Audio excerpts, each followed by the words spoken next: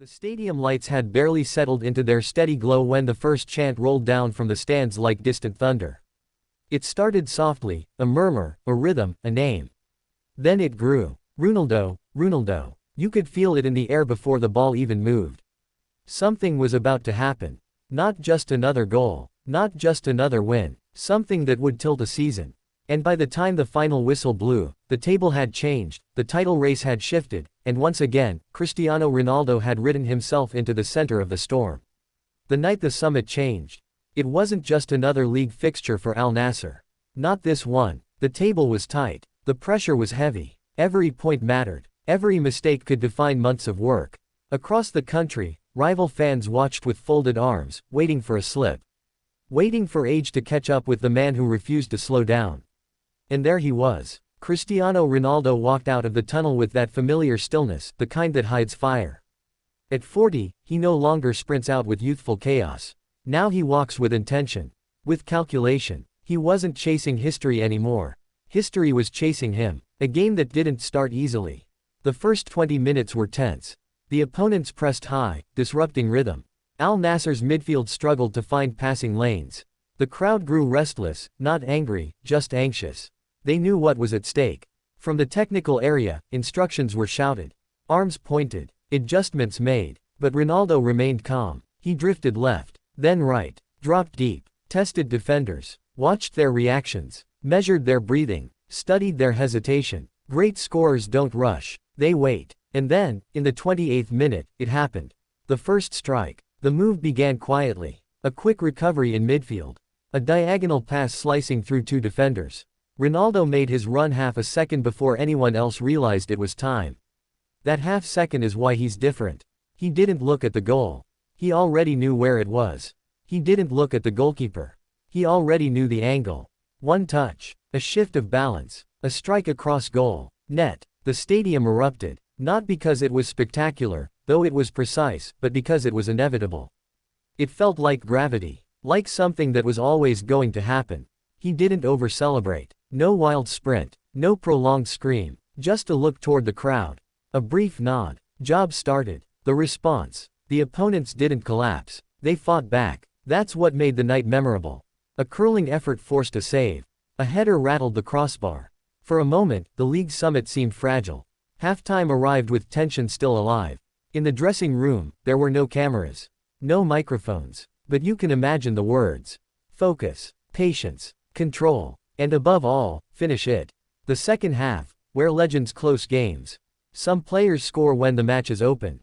Others score when it's chaotic. Ronaldo scores when it matters most. The second half slowed into a tactical chess match.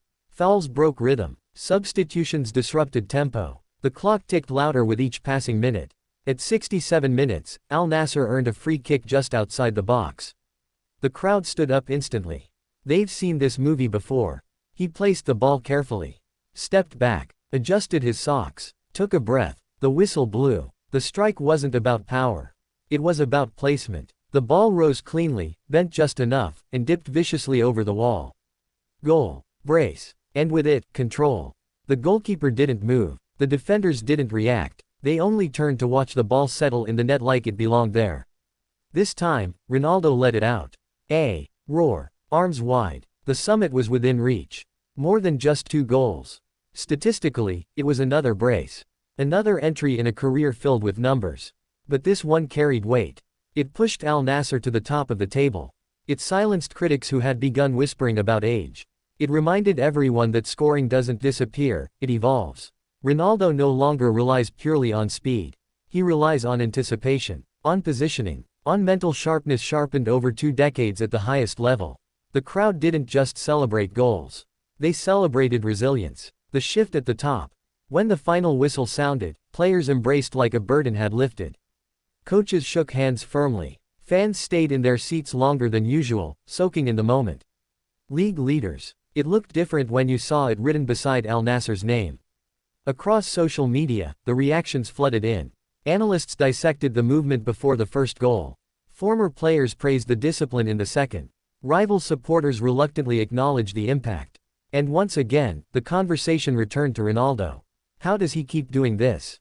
How does someone remain decisive in season after season, in league after league? A career redefined by reinvention. To understand this night, you have to understand evolution. Ronaldo at 20 was explosive. Ronaldo at 28 was unstoppable. Ronaldo at 35 was relentless. Ronaldo at 40 is surgical. He chooses his moments. He conserves energy. He reads defenders like pages in a book he's already memorized. In Saudi Arabia, some wondered whether he would dominate. He didn't just dominate. He elevated the competition. Stadiums filled. Television numbers climbed. Opponents prepared differently when facing Al-Nassr. Because when Ronaldo plays, matches feel larger. The leadership beyond goals. After the match, it wasn't the celebration that stood out most.